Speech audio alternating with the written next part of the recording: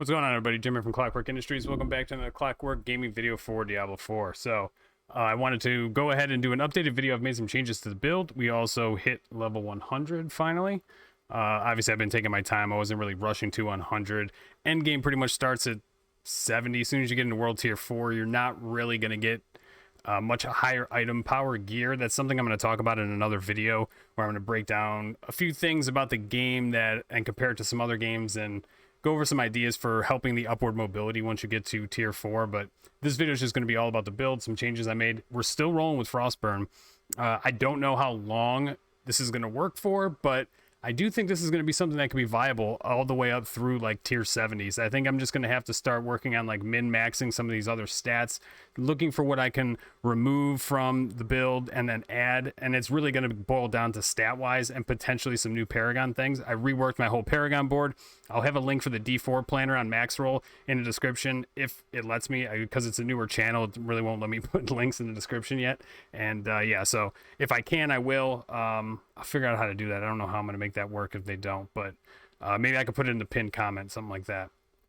And yeah, thank you to everybody who's subscribed to the channel so far. There's a couple videos that I've put up have been doing really well. I appreciate all you guys who hit the sub button on a new channel.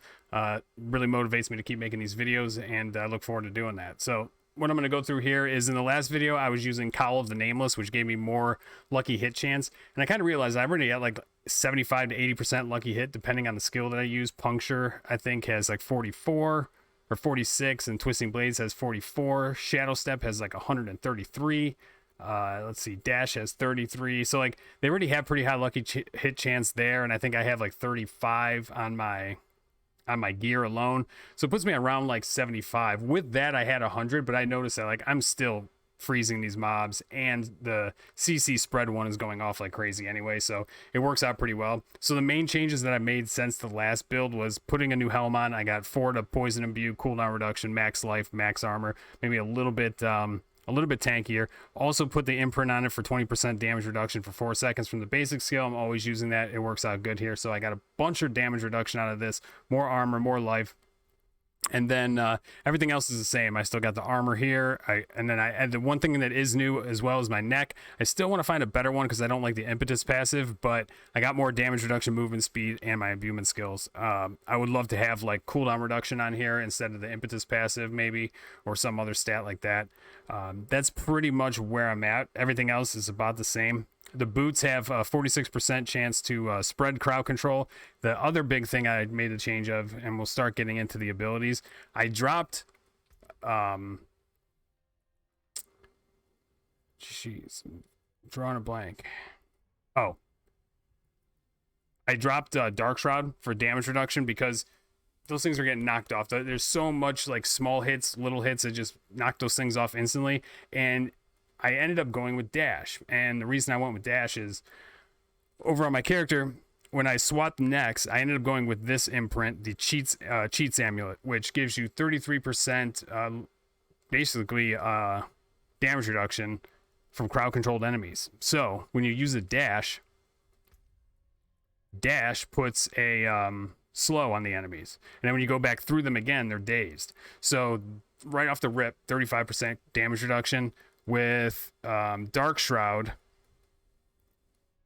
I think I was getting, what, 8 times 5, we're getting about 40. So if you actually get a max roll, you're almost at the same damage reduction, and it's always there if the mobs are crowd control. Crowd control counts as chills, dazed, slowed, frozen, stunned, all of that. So obviously if they're frozen or stunned, they're not doing damage anyway. That's part of this build. But then you got the daze. Your puncture is hitting, and your puncture can slow. You have the dazed and basically the slows and the daze, and then your lucky hit will be spreading that all around. So basically it gets onto most of the mobs that you're fighting, gives you that static 35% damage reduction, plus now you have 2 dashes for mobility. It works out way better. And then if you get into the paragon tree, I removed the ultimate board, and I still have the imbuement board here. We still have Eldrick. This gives me good imbuement damage. I'm still using poison imbue. We still have imbuement damage, non-physical damage. I'm still using, right here, I'm using the rare glyph that boosts the rare nodes. I'm also using that down here. I might potentially change this, but I'm going to lose a lot of damage. I think I'll probably leave it in this one because it boosts armor and damage. This one I might swap out for tracker here. which increases poisoning damage, and then poisoning damage effects last 33% longer. I have a couple tweaks. I'll probably make a third part of this video where I make the next set of changes, but right now this is working out pretty good. So we got the Eldritch board, and then we go into the control board here with Cheap Shot, giving you more damage to crowd controlled enemies, damage reduction from crowd controlled enemies, damage to elites. It's a very good board. It blends very well with this build. Tons of extra damage to crowd control enemies, and to reiterate before, the slows, all of that stuff counts. The slows are getting spread out to all the mobs, so you're getting big damage reduction from all these mobs, big damage to all these mobs. And then you get over here, vulnerable board with exploit weakness and the exploit glyph, tons of vulnerable damage as well. So you're stacking damage to crowd control and damage to vulnerable. That's the basis, and damage reduction from vulnerable as well. I would like to try to get this damage to elites here. So what I might end up doing, because you're getting to the point where damage reduction is the king. Life doesn't matter. These mobs can still one-shot straight through 16,000 health. If I had 25,000 health, they'd be one-shotting that too. Like, some of these hits just take you out. The only way to mitigate it, really, it seems like, is actual damage reduction. So what I might do is pull back some of this max life here and go over here to the damage to elites, so I can get more damage out on these elite mobs, which are the ones that really can whoop your ass. So that's the game plan there.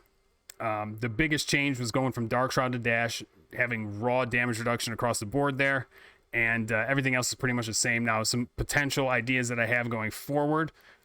This aspect here, 20% increased crowd control duration, so it keeps those up even longer. It's going to be better when these tougher fights where you're pushing these rifts or these nightmare dungeons, mobs aren't dying as fast, they're not crowd control as long. This could help with that. And then if they go unstoppable and you actually can't CC them, you get 50% damage to them.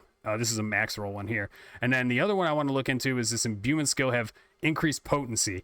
Now, a buddy of mine was doing a PvP build, and he put this on his two-hander and got to 80% increased potency on his poison. He would go up to, like, some of these mobs 2 times with twisting blades and they're dead, like poison damage, and they just run away and they die of poison. So it's really effective stacking that with poison damage. So I'm thinking about a potential setup there. If I switch to swords, that gives me another damage buff here. I'll put twisting blades on a sword, potency on here, stick with the poison puddles, and pretty much roll with what I have. That's going to be like the next phase of my testing, is switching back over to swords. Like I said before, this whole thing will be in the D4 planner. If I can get a link down there, it'll at least be in the pinned comment. Also, preparation, still using that because I'm still using Shadow Clone. This is kind of like my oh shit button. If I need to get out of a CC, this has worked really well. Using preparation brings the cooldown of this down to like 20 seconds. Like it knocks off a ton of time because you're spending a lot of energy, and it really actually works pretty well.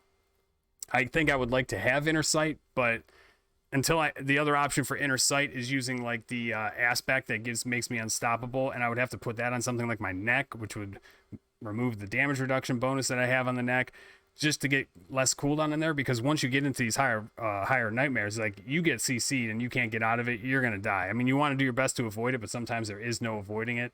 You kind of just have to keep the mobs locked down. You have to keep the other option is the second shadow step. So I'm kind of running out of slots I would like to put an aspect on to keep pushing here, but I've had no problem really jumping into a nightmare. Like 60s are on farm, and I think today I did a 67 without much issue. I think I have one open right now. I think it's a tier 60, but I'll just go through so I could just show you an example of it. I was going to put up a video earlier, and I wanted to put up hitting level 100 on here to share with you guys, just because I wasn't able to do it on stream today. But I started farming, and then I totally forgot to turn the damn video on. Let's get in here and check it out. Same method as before. You kind of get the first CC on, but instead of you basically can dash right through. What I like to try to do is get the poison imbued twisting blades on, dash through the mobs, put the chill or the slow on them, and then now we got the damage reduction. I hate this one. Takes forever.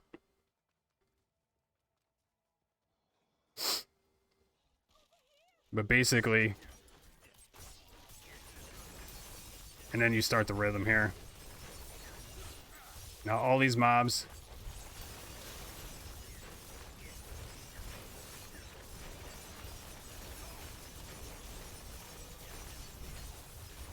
and I can keep bouncing back and forth, getting as much range on my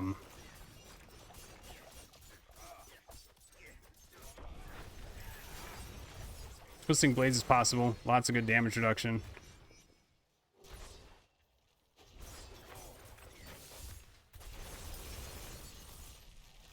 Stun there.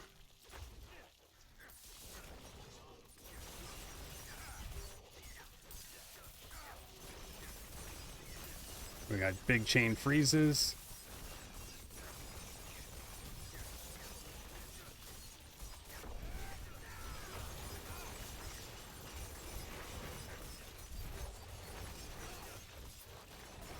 And that's pretty much it. Now it's just rinse and repeat all the way through the dungeon.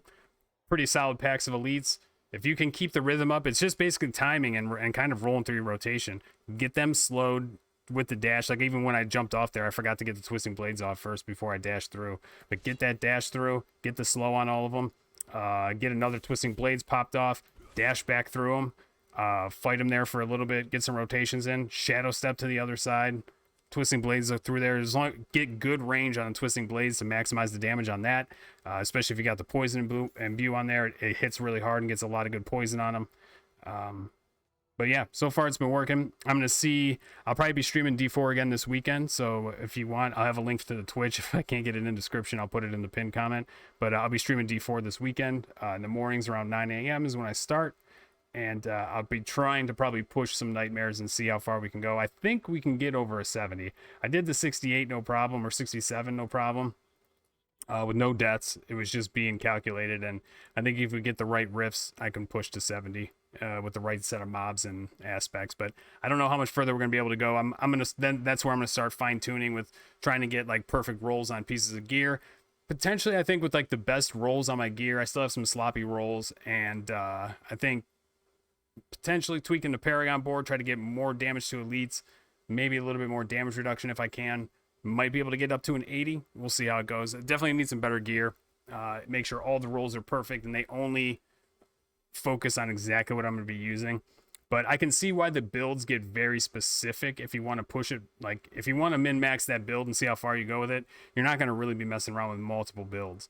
I do see why it starts to get to be a point where you want to just have... Now, if you're just general farming, it's not going to ever matter. You can swap it out and do whatever you want. But if you want to get really specific and try to push a build really far, you're not going to have too much wiggle room to be switching around. And I mean, I guess maybe if you weren't going to play any other alts, you were only going to play the one character, but different versions of it. I can see it that way. But anyhow, that's the update to this. I think these changes have definitely helped. And maybe I'll put up a video of just going through without talking or anything and just going through whatever the highest riff I can push with and put up a video of that and see how it looks. See if I can get a 70 down with this build. At least where it stands right now with the gear that I do have. But yeah, like I said, again, I'll have all the links in the pinned comment or whatever. You can check it out. Let me know what you guys think. There's a couple people that are working on builds in the comments of the other one. Let me know what you got, how far you guys got with those. And I know a couple other people were talking about trying Frostburn. Let me know how it works out for you. I think that's going to be it for this one. Thank you all for watching. Hey, shout out to everybody who subbed to the channel already. I know it's a smaller channel, just getting started, so I appreciate the support early on. And yeah, if you like the content, toss me a sub, hit the like button, and I will see you guys in the next video. Peace out.